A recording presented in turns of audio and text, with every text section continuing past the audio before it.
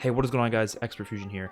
Today we are going to be ranking every single season 2 episode of The Walking Dead from worst to best. So obviously every Sunday I'm going to be going through each and every season of The Walking Dead, ranking every episode within that specific season. This Sunday we are on season 2. So season 2 is noted as probably one of the slower seasons of the show. I remember when it first came out, at least around like season 3-4 time, people were not a big fan of the season. It was usually recognized as the worst of the first couple seasons, but obviously as of later, people have found this new sort of love for it because nostalgia. We know how that works, right? As time goes on, things become better usually because you have those memories for them. My opinion, I didn't hate the season. I don't really hate any season, as you guys know, but it definitely is one of my least favorites because of how slow it was and because it was clearly lower budget than most other seasons. So low budget that a lot of the CGI was poor and a lot of episodes just dragged on without much happening. But the dialogue in the season was some of the best dialogue we've ever had. Some of the situations and conflicts that the group found themselves in were some of the most entertaining stuff from the entire franchise.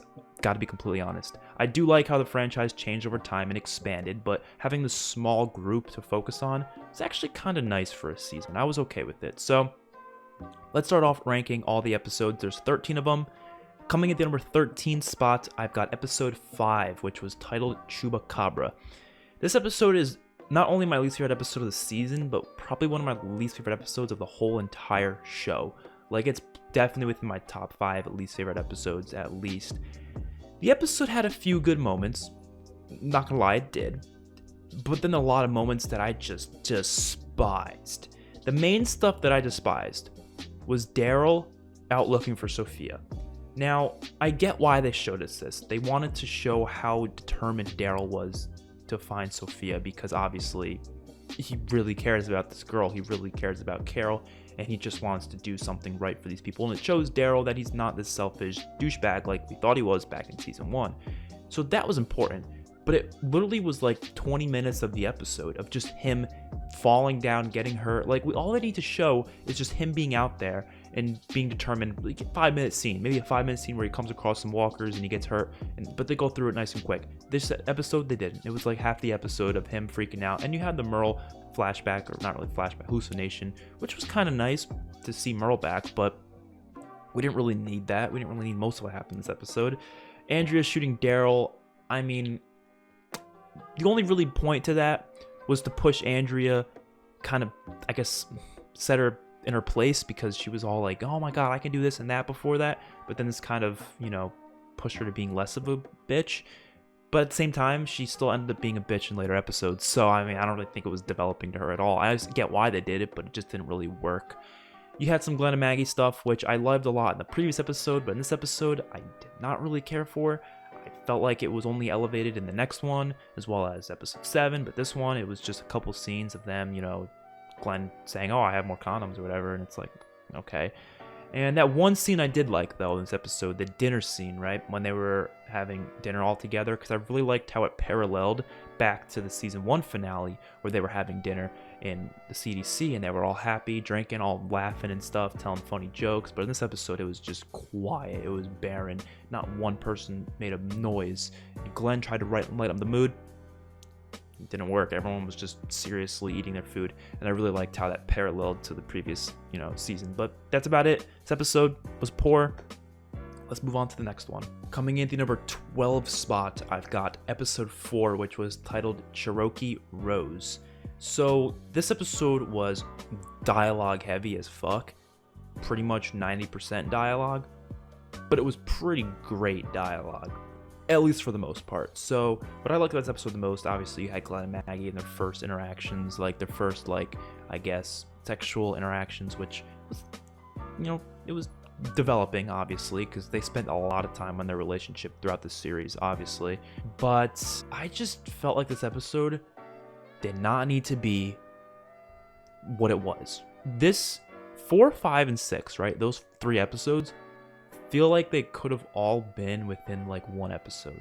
It would have been difficult to fit them all in, but I feel like it wouldn't hurt the story that much. I'm okay with how it was, but it still brings down this episode because of how slow it is, even on a rewatch. The only thing that's entertaining about it is how good the dialogue is. Like I said, the season had really great dialogue, but the scenes are still boring. There's not much conflict happening. There really isn't much conflict. You have a couple problems. You had the ending with Lori being pregnant and us finding out about that, but it's about it. Did love how Daryl was the first episode he was becoming more human as he brought the Kuroky Rose to Carol, which was nice, right? But we did have one scene which was really lingered on where Daryl was just searching through this house, and it was like, again, just like last episode, we don't want to see people searching for characters for like ever, you know? It's just, especially when the end result is the character dying anyways and not finding them. So all these hours and hours spent for them looking, we don't need to see all of that. And I feel like they showed way too much, especially in this episode as well as episode 5. So this episode comes in at number 12. And coming in the number 11 spot, I've got episode 1, the premiere, which was titled What Lies Ahead. This episode I've seen praised by a lot of people, and I always get like confused because I was so bored every time I go back to watch this episode. Now, boredom is obviously subjective, so I'm not trying to use boredom as a way of explaining why this episode is not that great, but I feel like the biggest issue with it is, well, first of all, it's a long ass episode. It's like an hour episode, but it feels like you're watching a 3-hour episode. That's just how slow this episode is. A long episode like that should be a little bit more faster paced. I mean, think about the extended episodes we had throughout the series. You got Days Gone By, which I've complained is a little bit long as well, but then you have, I believe, season 7 finale was extended. There's a couple other episodes throughout the series that are extended, and they feel like they should be extended. Like those extended scenes push the story forward even more, or it's action, or it's something that's entertaining at least. But the extended scenes in this episode are just them walking around for half the damn episode. So the herd scene was great. One of the best scenes in the season. Really great scene. But that was just like 5 minutes of the episode. You know, I did like some of the dialogue, like I said. There was some more conflict between Shane and Lori. And then obviously they lost Sophia. This is the start of the loss of Sophia and them having to look for her. And we had a bunch of scenes of them looking for her.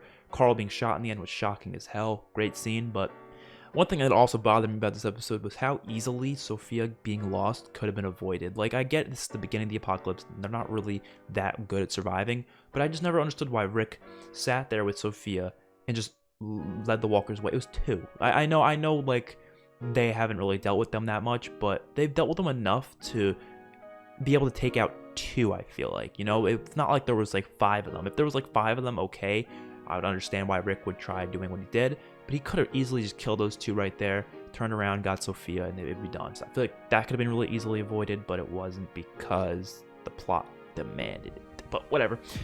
What Lies Ahead comes in at the number 11 spot. And coming at the number 10 spot, I've got Secrets, which was episode 6. So Secrets was also, like episode 4 and 5, very dialogue heavy. Could have been cut down for sure.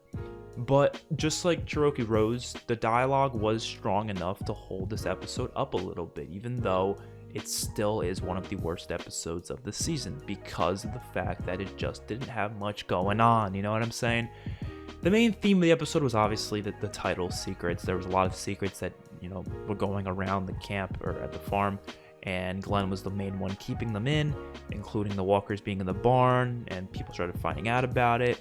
Like Dale needed to go talk to Herschel, and then there was the whole Lori being pregnant, and then Maggie almost getting killed. That was good stuff. But why the hell do we need a 40-minute long episode with this?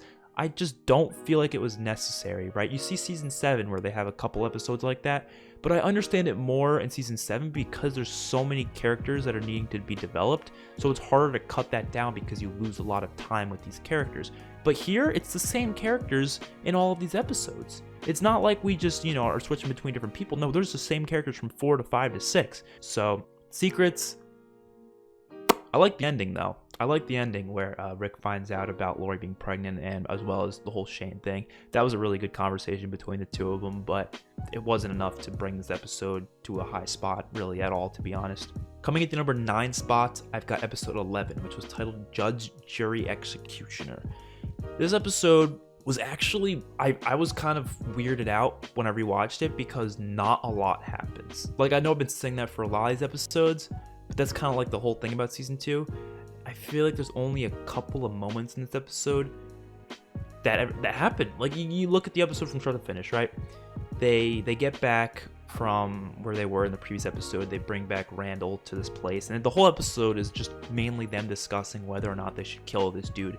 And I loved Dale's character in this episode. I think this was obviously it was the last episode, so it was a really great episode for him. And it was just heartbreaking to see him just so saddened by the loss of humanity. I loved that stuff. I did. But why does it feel like not a lot happened? By the end of the episode, you know, they finally decide that he can't do it. He can't put him out. They were gonna put him down, but then Carl walks in. That changes Rick's mind completely. And seeing Carl in the woods with the walker, it was a scene that was needed, but could have been cut down like a lot of things in the season. And obviously that ended up being the thing that got Dale killed, and he blamed himself. And that was all important for Carl's character going forward. Very important for his character going forward. So I'm not saying it should have been removed or anything. Him being a dumbass is fine by me. I hate when people say that people making bad decisions is bad writing. It's not really bad writing unless it doesn't fit that character, which in this case, it completely fits the character. He's a 10-year-old kid, so, you know, it fits for him for sure. His final moments, Dale's final moments were really heartbreaking. I think that's what holds up this episode, is how emotional the ending was, and just Dale's dialogue as a whole in this episode, him trying to save this boy. Some people might say it feels forced, like it's just to make his character have like a good fitting end so they can like honor him going forward. But no, I feel like Dale's always been that kind of a guy throughout the season. He's always been a caring folk who just doesn't want people to shoot each other, you know? He's been like that. And I did think it was a great end to his character, even though it wasn't supposed to happen. I believe the actor wanted to leave after Frank Darabont was fired, so he was actually supposed to go on a little bit longer, but I was fine with it because it fit his character well. Coming in number 8 spots, I've got episode 2, which was titled Bloodletting. I remember not really liking this episode like when I first watched this season, but going back to it, I pushed it up like a couple spots, man. Holy shit. And you know what, the one thing that pushed it up was Andrew Lincoln's acting. That blew me away. I mean, of course I already know his acting is amazing, but this episode, it was really just pushed. I mean, seeing him just freaking out over the fact that his son might be dying was heartbreaking. And you know, I didn't put it past him because I know this guy's a great actor, but it was on such a high level to the point where it increased my enjoyment of this episode like tenfold, you know? Just the stuff back in the RV though was kind of boring. The stuff back at the highway group, you had a couple of scenes with them. You had like Dale and T-Dog chilling around there, and that, you know, T-Dog's character they never really did anything with. They had that whole thing with them talking, and then T-Dog went off about how like, oh, they all hate me, or I'm gonna be left behind because I'm a black man. I was like, what is this conversation? That doesn't make any sense. And they never really like touch on that going forward. I think T-Dog talks to Dale in a later episode. He's like, you mind not telling anyone about what I was saying back there? And then Dale was like, yeah, of course, I didn't hear anything. But like, why?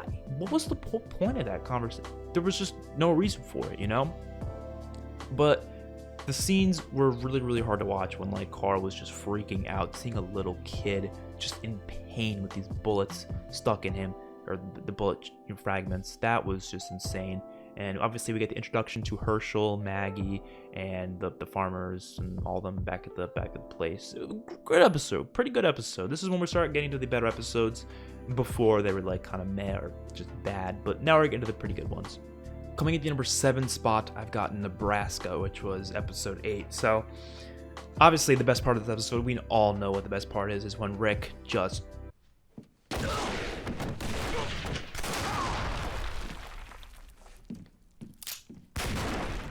that scene was just great. That was his first like human kills of this show. It might have been his first kills in general. I don't think he's killed anybody before that. I mean, I know he was a sheriff, so like he might have, but I'm pretty sure that might have been his first human kills. Now, it was brutal, but great because, you know, they pulled a gun out, self-defense, which got them into a pretty intense conflict within the future episodes. But the episode itself did have a pretty slow start. I mean, it was coming off a pretty crazy mid-season finale, so it was kind of like, okay, we do need a little bit of a breather here. This episode did have the infamous Lori crashing her car without anything in the road in general, which I never really had a problem with that scene. It just like, you go back to what happened in the next episode. Was that necessary? Was that whole thing necessary, her going out there? She came across a walker, had to kill it, but when did that ever really impact her character? Not really. It just kind of it didn't do much, so I didn't really think we needed that whole scene with Lori going out there to try to look for Rick. I guess it made sense logistically. Why would Lori be okay with that? But at the same time, like, they could have had a scene with Shane just telling her, like, straight up, like, no, you can't go out there.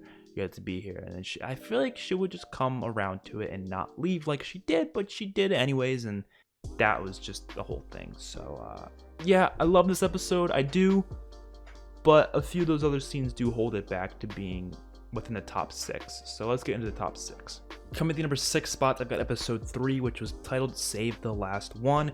This episode was just great for Shane. This is, I think, where Shane's turning point was, where he finally became a psychopath. I mean, he was pretty, iffy before, obviously, with what he did to Lori in the season finale of season 1. But this is the episode where he killed someone. I mean, straight up, he murdered Otis pretty much. And that scene was just like, holy shit. First time I watched it, I actually didn't see it coming. But when you saw it at the beginning, you were just, curious, like, why is he looking in the mirror like this?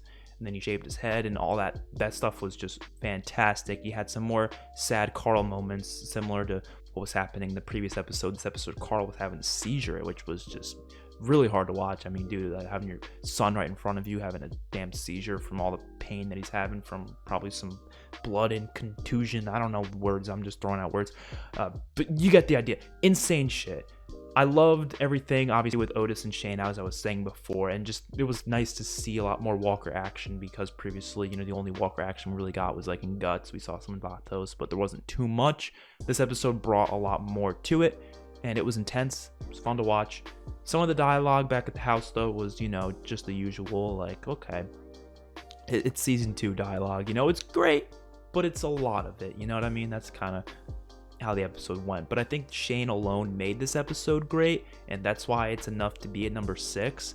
I feel like this season as a whole would just drop like tenfold if it didn't have Shane in it. Shane makes this season what it is, to be completely honest, just like Negan kind of makes season 7, you know what I mean? That's just how season 2 is, and Shane kind of makes season 2. So yeah, let's get into the top 5, starting off with the number 5 spot, which is Trigger Finger, which was episode 9. This was the first episode to have like a human-to-human shootout. We haven't really seen this in the show before. They had that conflict with the Vatos group, but they didn't actually get into a shootout. This episode was the first time we saw it, and it was a pretty awesome shootout. Didn't really end with much bloodshed. It was only like 2 or 3 guys died, but then of course they captured the Randall guy as a prisoner, and then they had to deal with the whole conflict in the next episode. But I think just seeing this happen was great for the show, because it pushed it in a whole new direction. It went from being walkers are the main threat to, no, people are the main threat. And walkers will always be there, cause issues, right? But at the same time, humans will always be more dangerous, because they're not stupid like walkers. They can actually kill you. And within the same episode, we had Lori in the beginning. She was struggling against those 2 walkers, but she killed them pretty easily, because they're not the main threat here. People are the people, and that's the people they come across. And it's not because these guys are horrible, terrible individuals. We don't really know much about them until Randall tells us later on that they are kind of bad people. But before, we didn't really know that. We were just like, oh, these guys might have been chill, but there's no way we can make this work out. We just killed their men because they tried to kill us. There's no way they're going to forgive us or let peace, let bygones be gone. There's no way. So we have to fight back, and that's what happens. And then obviously shootout happens. Rick actually tried to make peace at first, but we all know that didn't work, and then they had to get into that shootout. And we never saw Randall's group after this. We saw Randall, obviously, but we never saw the group itself, which I don't think we needed to. I think it was fine that they were just gone, and I was okay with that.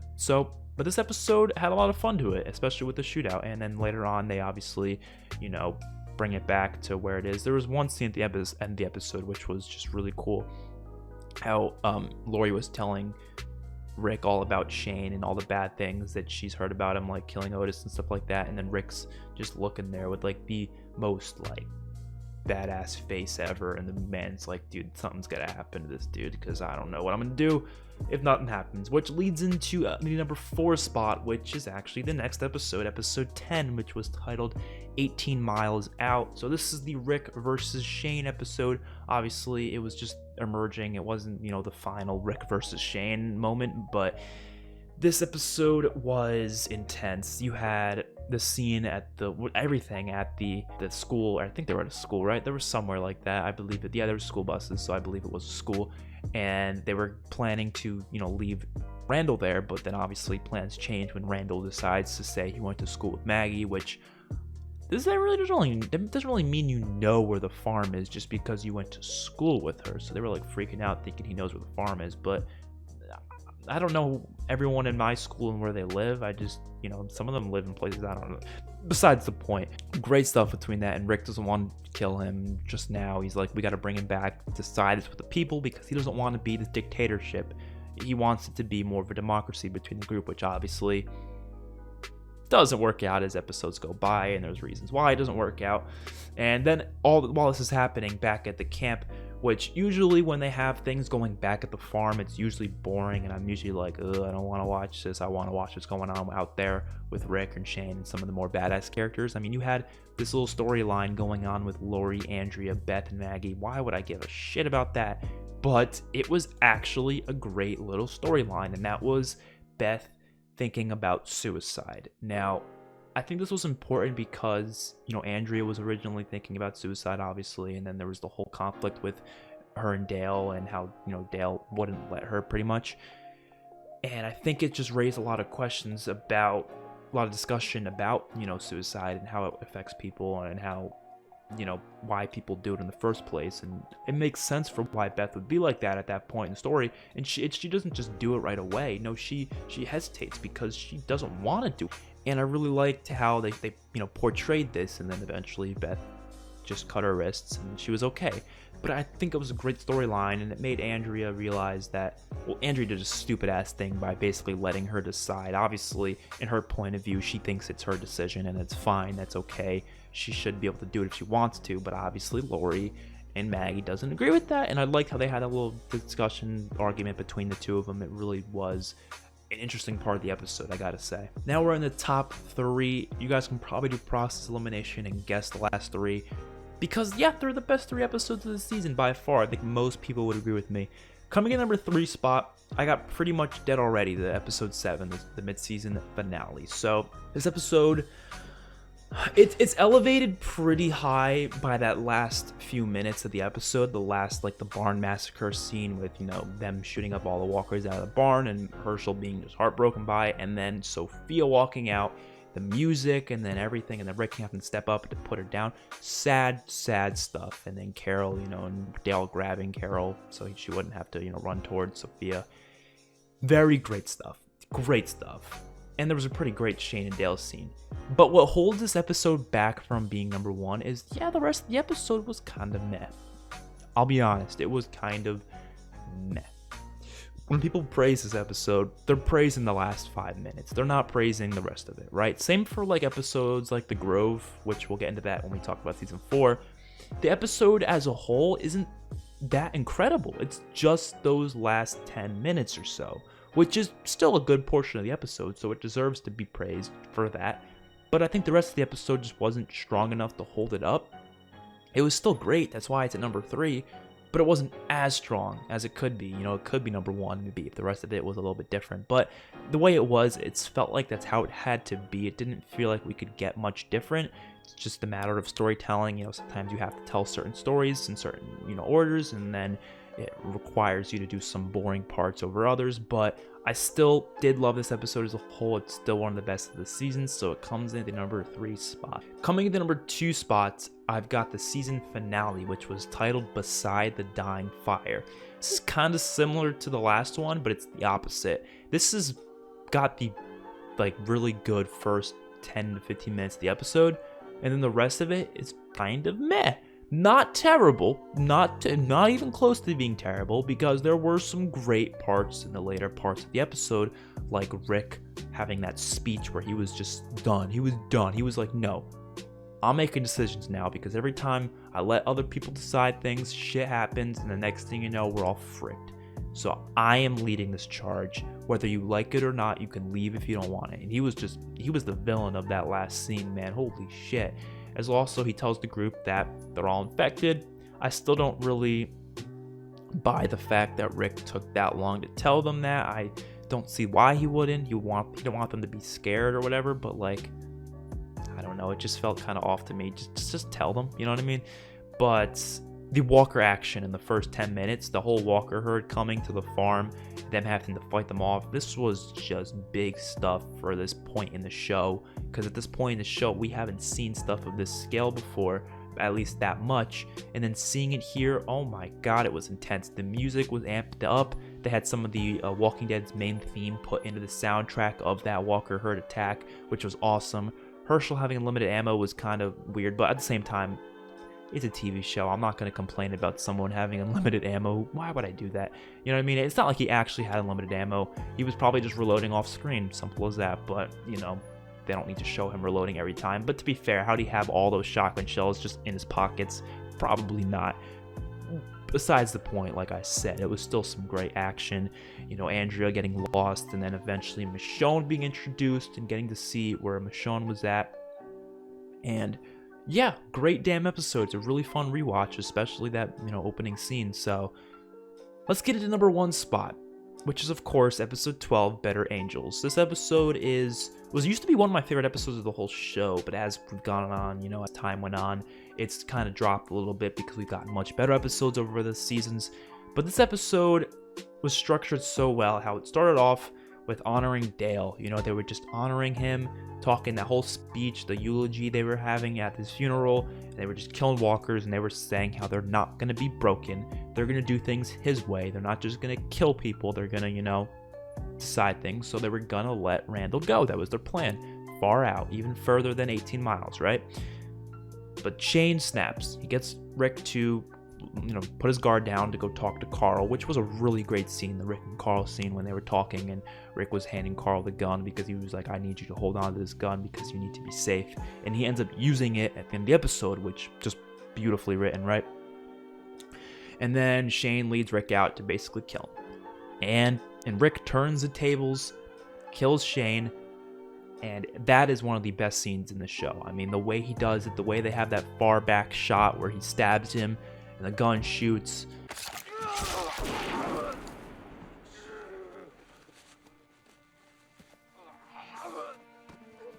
And then he says, damn you for making me do this. And he just pulls out the knife and he's crying. And then Carl comes. First, he thinks that my dad just killed one of my, like, basically a guy who's basically my uncle, right?